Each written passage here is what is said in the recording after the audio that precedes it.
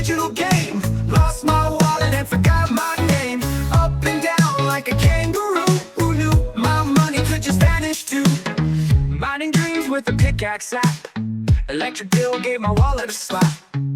NFTs of cats in a hat. What am I doing? I can't handle that. Crypto crazy, it's a digital game. Lost my wallet and forgot my name. Up and down like a Добре, дојдете kangaroo. повторно на каналот кај BetTeacher Crypto и денеска сакам да ви покажам неколку графикони на кои што ќе видиме дека сме многу поблиску до врвот од она што сите го мислат. Така да можеме да погледнеме. Тука имаме Global Liquidity која што ни покажува дека биткоин уште треба да оди нагоре бидејќи тој го следи овој чарт на Global Liquidity. Така да ќе видиме тука што ќе се случи и моментално имаме Bull Flag. Како што можете да видите, овие две тренд линии имаме пробив и продолжување нагоре, но јас тренд линијата би ја ставил тука.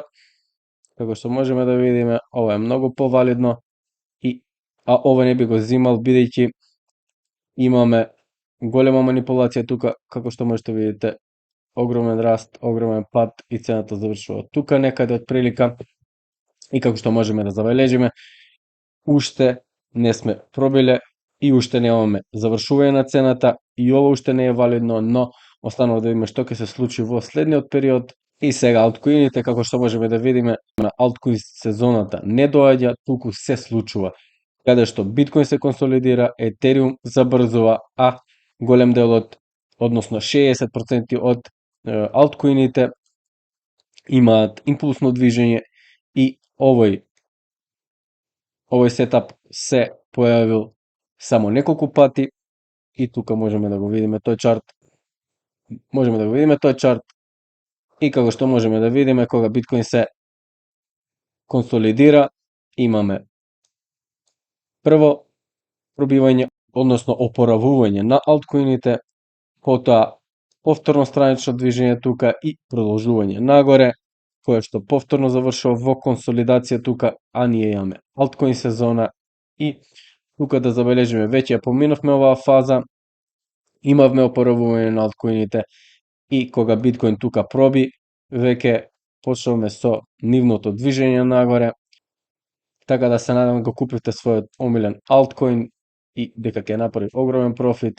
А тука можеме да погледнеме дека моменталниот blow of top се случува и веројатно би бил ист како 2011, 2013 и 2017 година, не како 2021 година, и потоа да дојде одредена рецесија и првата озбилна корекција за биткоин. И како што можеме да забележиме дека овој пост е објавен на 21 јули и да видиме што се случуваше со цената на биткоин на 21 јули. Погледнете тука, еве, понеделник, големи манипулации, тука и изфрлјање на голем број на позиции, што значи дека вестите се тука само за да го манипулираат пазарот. И како што можете да видите на 21 јули имаме огромен волумен на тргување, а тоа е, можете да ги погледнете имињата од сите овие предизвикано. S&P 500 направи свој нов all-time high, прв пат се тргуваше по цена од $6,305. Тука можеме да забележиме дека сме ја формирале оваа фаза, сега сме и првата фаза ја формиравме и сега сме во втората фаза, после која што следи повторно огромно движење, третото движење, четвртото и петото во третиот бран и потоа голема корекција. Оставиме да видиме што ќе се случи. А овој индикатор ни покажува дека кога еднашка ќе го достигнеме овој ниво, имаме нагорна цена за биткоин и мала консолидација и со достигање на ова ниво повторно имаме пат и сега моментално го достигнавме ова ниво тука и дали врвот е многу блиску, ќе треба тоа чартот уште да ни го докаже. И Total Market Cap само што направи свој all-time high нов и веројатно тука ќе имаме пробивање, ретест и пробивање повторно нагоре. Исто така сме го пробиле трендот и на RSI тука, што значи дека ова е потврда за нагорен тренд на ова средство. А биткоин доминацијата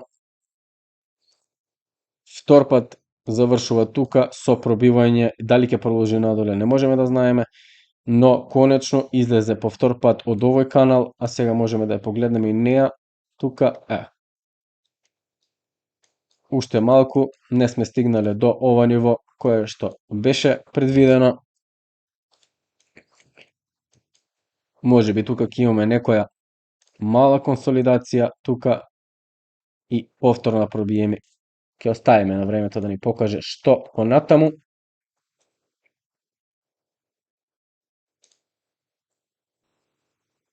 И како што можеме да видиме, имаме уште 8 дена до одржувањето на состанокот на ФЕД и каматните стапки веројатно ќе останат повторно исти, бидејќи огромен е процентот на луѓе што мислат дека останат исти, а сега сакам да ви покажам што прави златото во моментот.